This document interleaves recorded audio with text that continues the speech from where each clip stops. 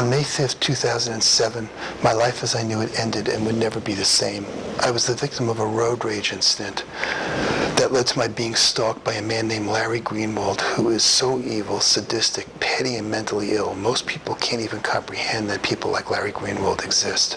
As my being stalked progressed and continues to this day, I realized that this man was the head of organized crime in Denver, and that he was involved with the Denver police, who were openly aiding him in him stalking me. In fact, beyond any shadow of a doubt, I believe that the Denver police involvement with organized crime is so widespread, it is systematic. Further, I believe that the assassination of Adams County Assistant District Attorney Sean May on August 27, 2008 was carried out by these agents of organized crime in Denver with the complete knowledge and support of the Denver police, who to this day continue to cover up the true facts behind May's murder and their involvement with organized crime. And additionally, because this corruption is so widespread, I believe that Denver Mayor John Hickenlooper, who's now the governor-elect of Colorado, and the current governor, Bill Ritter, who before becoming governor was the DA of Denver for many years, would have to be idiots of monumental proportions to not know about the Denver police's connection to organized crime and the assassination of Sean May. Further, I believe that Governor Ritter's knowledge of these facts and his continuing role in the covering up of the true facts of May's murder is the sole reason why he didn't run for a second term as governor of Colorado, not, as he said, for undisclosed family reasons. Adams County is the county north of Denver, and Sean was an assistant district attorney there, but lived in the northern part of Denver, so he had a Denver street address. As I continue to discuss how I've been stalked for over 3 years, I will describe how local police and criminals work together to terrorize me and physically torture me, not only in Denver, Colorado, but also in Vancouver, British Columbia, and where I am now, San Diego, California. This was done with the help of security personnel in airports in Denver and Seattle, and with the help of the state police in Washington, Oregon, and California. As a result of being exposed to how closely law enforcement in these states are working with organized crime, I could only come to the conclusion that law enforcement involvement with organized crime was a national disgrace, and that it's systematic in many police departments across America and in at least one city in Canada, Vancouver. Many Americans believe that organized crime has significantly decreased over the last 30 years, almost to the point of being non-existent. I, however, disagree. After my experiences since May 2007, I believe that organized crime hasn't disappeared. It has become the police, and that many public elected officials, district attorneys, and individuals in the media in this country know about this and have refused to talk about what they know. They do this partly because they're terrified for their own safety and the safety of families, but they also do this because they don't want to tell you, America, something you don't want to hear, which is what I'm doing now, and hopefully you won't want to kill the messenger.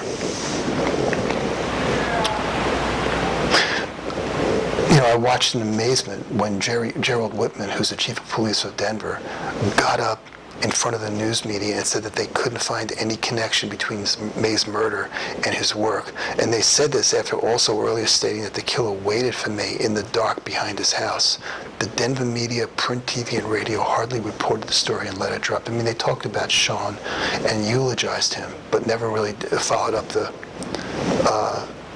murder and the investigation, or just a very brief story about it here and there.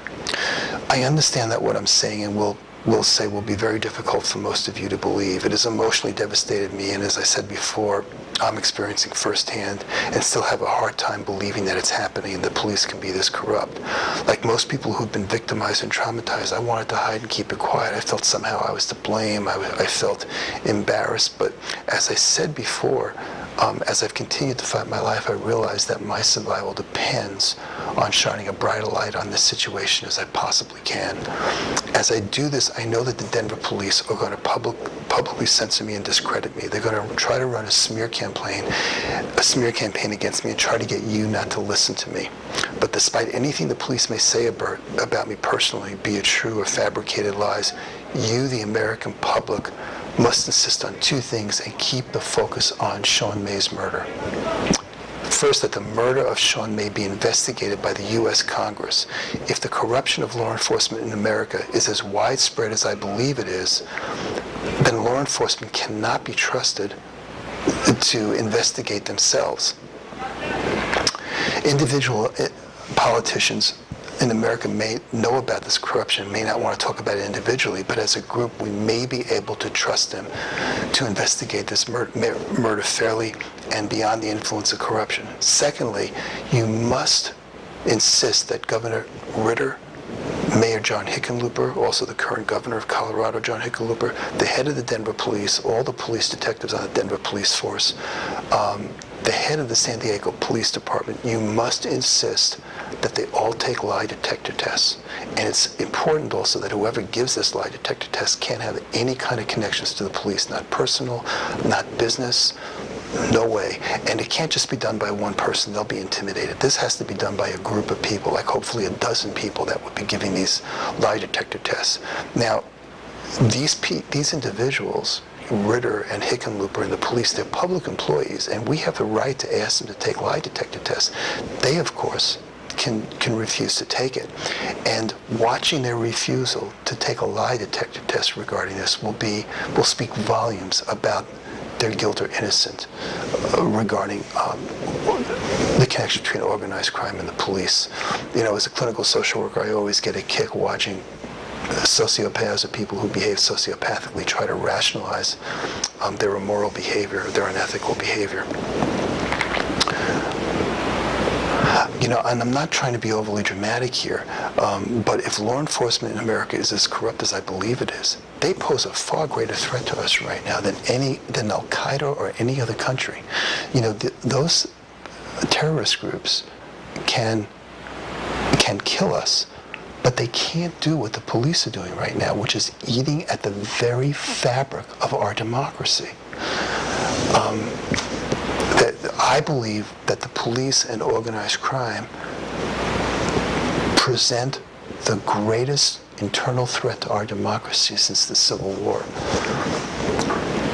And let me say at the outset of the discussion that I've been severely abused and traumatized since May 2007, and I have a strong sense of helplessness and hopelessness, which has led to some anger and rage, and I'm sure that's going to come up in my voice at times, and I just ask you to give me a little leeway with that.